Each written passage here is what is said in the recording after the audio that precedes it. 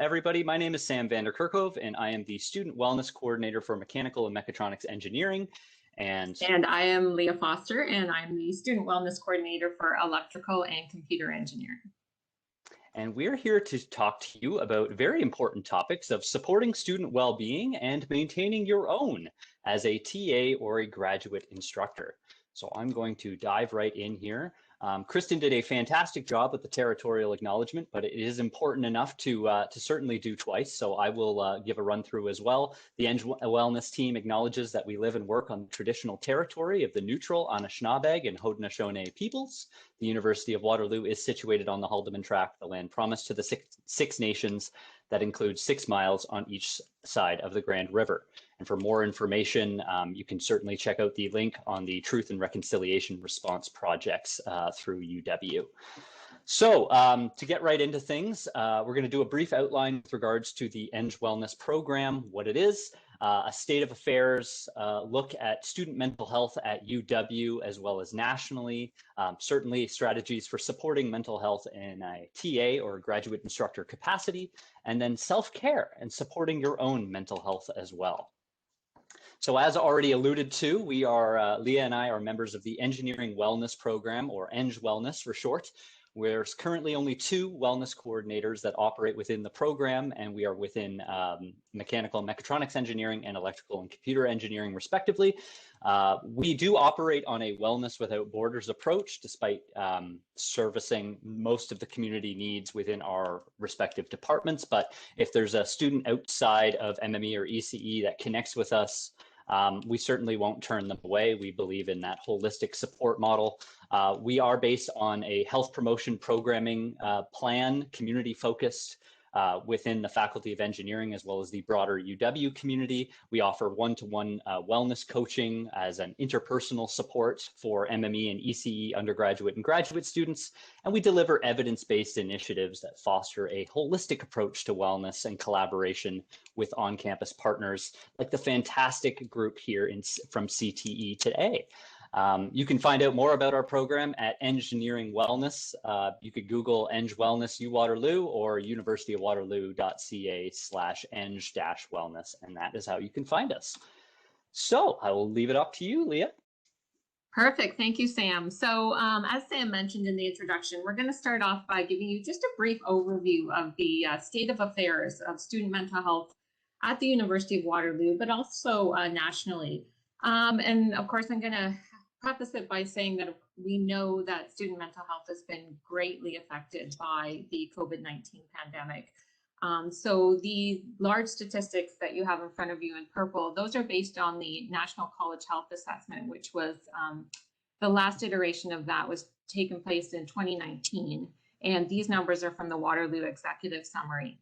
But as you can see, 63.4% of students within the last 12 months felt hopeless, 73.8% or almost 74% felt lonely, 78.2% felt very sad, and almost 59% indicated trauma related to or having difficulty with academics. So those are significant proportions of students that felt sad, hopeless, lonely pre-pandemic. And we know again that COVID-19 has exacerbated these problems. So given that information, we know that students are struggling. And as you can see at the bottom there, the full report is available. If you click on that link, you can see the full Waterloo Executive Summary of the NACHA as well. So given that information, and like I said, we know COVID-19 has played a huge role in impacting everybody's mental health, and particularly students. So we're going to point to CAMH, or the Center for Addiction and Mental Health COVID-19 National Survey Dashboard. This is a survey that CAMH has done since the beginning of the pandemic, really last March. And I believe there's been 6 iterations of it at various time points throughout 2020. And then they're working on summarizing those results right now. But if you look at that, you can see that the proportion of respondents aged 18 to 39, which is, the general age category for undergrad students, reported feeling lonely And this was consistently significantly greater feelings of loneliness among this age cohort compared to other age cohorts that were studied. The same age group, 18 to 39, felt consistently more anxious. And this includes moderate to severe anxiety. And there was fluctuations in feelings of depression. Of course, we know that many students felt, or according to the CAMH dashboard, felt depression at the beginning of the pandemic due to all the uncertainty, all the changes that had to take place very rapidly. Those feelings of depression did start to lift a little bit during the summer months when a lot of lockdowns were lifted. There was a little bit more in terms of what we could participate in as a population, but then again, those feelings of depression have dropped off again, especially during the winter months and the lockdown restrictions being put in place. And then if we look at the COVID-19 pandemic impacts on post-secondary students, according to Statistics Canada, they primarily looked at work placements and job prospects in the post-secondary group of students. And again, you can see that 35% of students indicated their work placements had been delayed or canceled. And they perceived and actual loss of job prospects were high. And of course, we know that any kind of change in job prospects, losing jobs, not being able to kind of take on those co-op placements that you had hoped, does have an impact on your overall mental health. Thank you, Leah. And anecdotally, of course, Leah and I have met with many students over the course of 2020 and 2021, and we've collected some information with regards to the primary factors that are impacting their wellness or their mental health. So this is kind of the anecdotal top few points that we've noticed from our meetings with various students, or from what we've been receiving from some various surveys and things that we've been issuing. Many are struggling emotionally and academically more so during the pandemic than previously. These factors are certainly agitated further due to increased isolation, lack of social connections, lack of socialization. Means, of course, lockdown, stay-at-home orders and things have tremendous impacts on our ability to socialize with others in our preferred modes. Many are finding it more difficult to reach out for help remotely. More are apprehensive about reaching out to their faculty or taking part in TA office hours. And we suspect, again, that is as a result of the modes of communication that we've used. I've met with many of students who kind of lament at the experience that they can't ask a question in the middle of a lecture. They can't just pop by to their TA's office or to their faculty's office. And many of them are much more comfortable doing this in person than they are through remote means, interestingly enough. Also a significant decrease in motivation, of course, exacerbated mental health challenges and illnesses, which can lead to an increased need for certain accommodations or exceptions to be made. Motivation, a drop in motivation is certainly a big one, drop in productivity, but those with pre-existing mental health illnesses have certainly experienced an overwhelming amount of challenge on top, because quite often they can't make use of the traditional supports that they were so connected with, or that they were used to pre-pandemic. So those are just a couple of the factors. Leah, if you want to take the rest there. Yes, sure. Like Sam said, there's also been a decrease in productivity and focus. I mean, many students indicate that their motivation just isn't there. And a lot of that has to do with, they're working in less than optimal conditions, some of them. The built environment in which they're working in is maybe not necessarily conducive to doing their schoolwork. They may be living in homes with a lot of family members present. There may be very little privacy. And a lot of them have indicated they're sad. I mean, there's a lot of sadness related to, like I alluded to earlier in the StatsCan results, to unfulfilled work placements and opportunities. Again, especially with travel restrictions being such as they are, many students, have dreams of working abroad or working in the US, for example, and just haven't been able to fulfill those dreams. Increased reluctance to reach out for help due to stigma. So like Sam was saying, overall, there's just been a general decrease in students reaching out for help due to, again, the platforms that are being used. It just doesn't feel as personal. But then there's always that stigma that's attached to mental health and mental illness as well. And we, of course, know that hasn't changed. If anything, it's gotten worse during the pandemic. And there's an increase in concerns and uncertainty regarding future career post-grad prospects. Again, because we're still in the midst of a pandemic, we don't know exactly what's happening with vaccination rollouts and when we're all going to be vaccinated. So understandably, students feel nervous and unsure about kind of what is my postgraduate future look like? You know, am I going to be able to secure that job I was hoping for? Is it going to look like the same job that I thought it was going to look like when I graduate? So overall, the take-home message, I guess, is that young adults are struggling. This is compounded by COVID, remote learning, a lack of social interaction, stigma related to mental health. And of course, all of these things work together to affect the overall uptake of mental health resources and seeking of treatment. Certainly no shortage of challenges experienced by our students these days, whether undergraduate or graduate. And of course, there are many suggestions that we could make, or recommendations or tips for supporting graduate students like yourselves who might be in a TA or a grad instructor role. We've parsed through and we've kind of found some of the top key themes that we would like to speak with you about today, and just some general best practices to keep in mind when you are engaging with your students in a position of authority or power as a TA or as a graduate instructor.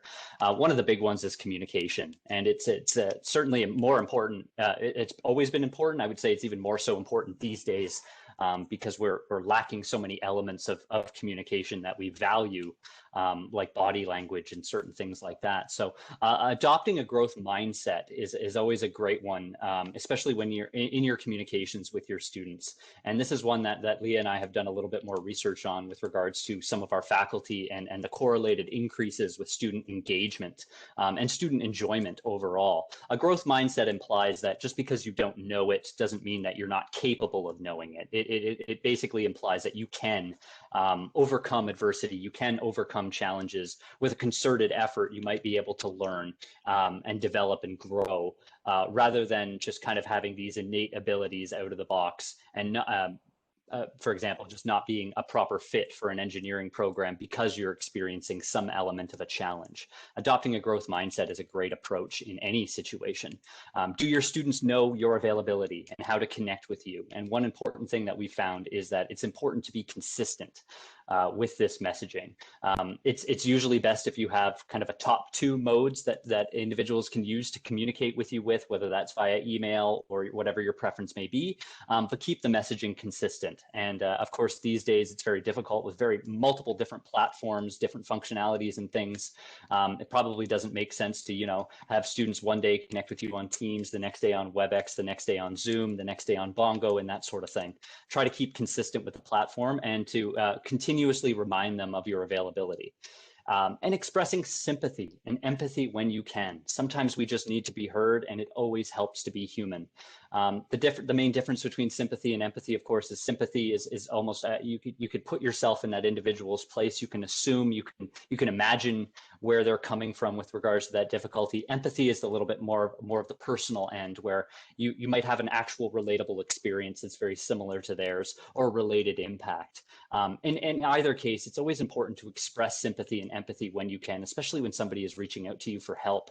Of course, I know in your capacities and in your roles, you probably get multitudes of communications every day, and it might not be the most sustainable to write out a massive paragraph kind of detailing all of the support and all of the kindness and compassion that you can, but even just taking a few minutes to express some sympathy and some support in that front would certainly be helpful. And it always helps just to be human in your interactions. How would you want to be communicated to? And kind of taking that approach and communicating with others. Knowing your limits, and this is a really important one too, because of course, you all find yourself in these type of roles because you enjoy helping others, you enjoy teaching, you enjoy facilitating the learning process. What's your personal capacity for supporting others? And is there certain points that are dependent on context or the time of day? You might not be somebody who's the most comforting early in the mornings or in the afternoons, but knowing your limits, knowing your personal capacity for supporting others, and how far you need to go, or how far you're comfortable going when kind of issuing that support out. And that ties really closely into the second point about knowing your boundaries. And of course, your TAs, your graduate instructors, many of you are students yourselves. It's quite likely that many of you are not registered psychotherapists, you're not psychiatrists, you're not psychologists, you're not mental health professionals. So it's probably not the most appropriate to diagnose. It's probably not the most appropriate to provide a listing of certain, specific therapies that a student might want to be taking part in. Just knowing your boundaries within your role too is an important aspect of maintaining your own self-care and your own support too, because you're one person, and it's a very common experience that if you're consistently supporting somebody in a particular manner, they might come to expect that in every future engagement as well. We're not saying don't be compassionate. We're not saying don't be caring.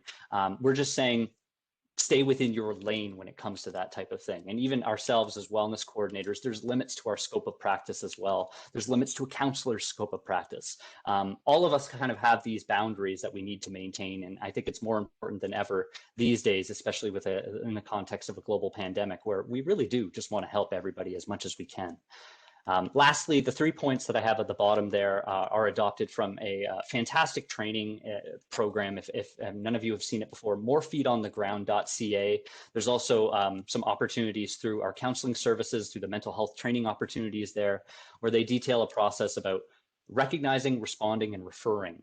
Recognizing the indicators of mental illness is a very important one. What does depression look like when a student's reaching out to you? What does anxiety look like? What does a panicked response look like? Suicidal ideation, for example. It's important to know the indicators so that you're not missing out a cry for help when a student does reach out to you. Responding in a way that's appropriate to the situation at hand and the existing relationship that you have with that student. This ties closely back to the knowing your limits portion, but responding in a way that's appropriate within your role. You might not want to, again, provide them a novel or an essay with every single response, or asking, oh, where do you live? What's your phone number? I can happily come and connect with you. We need to maintain those boundaries and knowing your own capacity as well, but maintaining that communication in a way that's proportionate to the relationship that you have with them is always a best practice as well. And lastly, referring the student to appropriate resources so that they can make access of the services available. The Campus Wellness Department has a fantastic database of all wellness related supports, not just at UW, but also widely available within the Waterloo region as well. Please do check out the link there. And it's important, again, to refer to these resources, because in positions of power and in positions of authority, you might be that last push, that nudge, that momentum that a student needs to actually make use of some of these services and get the support that they need. Great, thank you, Sam. So we're just going to hone in a little bit more closely on self-care and supporting your own mental health. And what does that look like again? So again, just to keep these points in mind, so our wellness ebbs and flows. It's dynamic and constantly changing. And what we mean by that is, let's be honest, some days are better than others. But it doesn't necessarily mean that, having one bad day is going to translate into having a bad week, is going to translate having into a bad month. And of course, we have to remember that our wellness is impacted by those people around us. And this is truer than ever before during the pandemic. So basically, have some self-compassion. Know that, even though you're trying really hard to be optimistic and kind of work with what you have, if there's people around us that are making that challenging, it is going to impact you. You're human, and you're gonna feel those emotions too. Being proactive versus reactive. So again, make time for you. You've probably heard that a million times, and I have too, but it is really true. And by that, we mean like whatever works for you. Again, this goes to the next point in terms of what's realistic and what's logical for you. Like, we're not suggesting, everybody should exercise for an hour a day and then, make a home cooked meal for an hour a day and then read for an hour. Like, we know that that's not realistic given your workloads and your situations, but it might look like taking 20 minutes to read a couple chapters of a book that you're really enjoying, or taking 20 minutes to cook a meal because you really like cooking. Again, just kind of fitting it in and doing kind of those more proactive preventative measures. so that you don't get to the point where you're just feeling so stressed and so overwhelmed and like you haven't taken any time for yourself, because that does get to you after a while. You start to resent that after a while, the fact that, man, I've been doing all of this work and I need to do something for me. So taking our self-care in chunks, again, going back to what I was just saying about being proactive and reactive and realistic and logical. Some days you may have time to, exercise a little bit longer, make a bit of a bigger meal, read a little bit longer. If that's the case, take advantage of that, enjoy that, reap that. And again, be self-compassionate, be kind to yourself. Sam and I always say, treat yourself the way that you would treat a friend who is struggling. We're often much kinder to others than we are to ourselves. And we need to just learn to be a little bit more forgiving and nicer to ourselves overall. Thank you, Leah. So the take homes with regards to self-care, we've kind of created what the major components that might make up an effective self-care regimen or a healthy process. I should have called these maybe the 5 C's of self-care. Probably it would have worked a little bit better, but in the typical ENGWellness fashion, we're a fan of alliteration, and I had to come up with a C word for each single one of them because that's kind of how we were rolling. Consciousness is the first one, and again, that importance about building your own self-awareness of your own impacts and an established understanding of your support system and your support network as well. Do you have any pre-existing mental health conditions? Do you have any pre-existing physical health conditions? How might those be impacted on the day-to-day when you're destabilized, when you're stressed, when you're in a panicked situation? And being mindful and, again, self-aware of who are your contacts now? Who's your support network now? Who can you connect with when you need to, when you are impacted? Capacity goes back to that point I was certainly preaching about earlier, an understanding of your physical, mental, emotional, etc. limitations. Sometimes an individual's capacity is dependent on so many various different factors, from weather, seasonal affective disorder, to the context of a situation. Perhaps a situation might be considered re-traumatizing for you in a particular way, or bring about some unsettling feelings from your past or from your history. Knowing your capacity, knowing your ability to handle any particular situation. Communication. Be expressive about your needs as much as you would want students to be expressive about theirs. Reach out to your friends, your peers, your resources, support network. Let them know what you would need to help you in that moment. And again, us human beings, we're social creatures for a reason. We don't exist in a vacuum, and we honestly, we don't operate very well in isolation, as I'm sure all of us are already experiencing. So be connected with each other and connect out to those who matter to you, and just constantly keep those modes of communication open. Control, and this is a big one, especially today in the context of COVID-19 and a global pandemic, where we feel like a lot of our freedom, a lot of our control, a lot of our autonomy has been taken away from us due to governmental restrictions, due to certain public health measures. Focus on elements of the situation or the context where you have autonomy, and exercise that autonomy when you can, especially these days. I can't control COVID-19. I can't control the rate of spread, but I can control how I choose to respond to it, how I choose to enact certain measures for my own personal hygiene and my own safety and that of my family. But focusing on these elements too, and not overwhelming yourself with the broad magnitude of the situation that we're experiencing. Lastly, and this is the piece that we just can't drive home enough, compassion.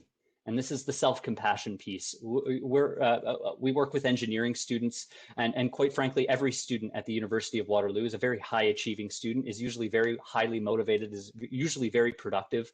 And when they're not meeting their standards or their expectations, their identity takes a hit. They tend to take a hit towards themselves. It's okay, especially today, especially these days, not to be at your optimal, efficient best every second of every minute of every hour of every day. And it's important to manage these expectations when we can. One of the best phrases that we like to use is be your own best friend instead of your own worst critic. Sometimes we have this internal monologue that's so berating all the time, but it's important to interject with some positivity and to say, it's okay that I'm not doing my best today. I'm off my game right now. I just had a very bad experience, but I can get through this. I can pick it up, and I can be resilient and move forward again. Whew. Thank you all so very much for your time today. Thank you very much. Hopefully we were within the time constraints there, Christian. But yes, thank you for the opportunity to speak about these very important themes, and we're certainly happy to address any questions or anything like that as we can.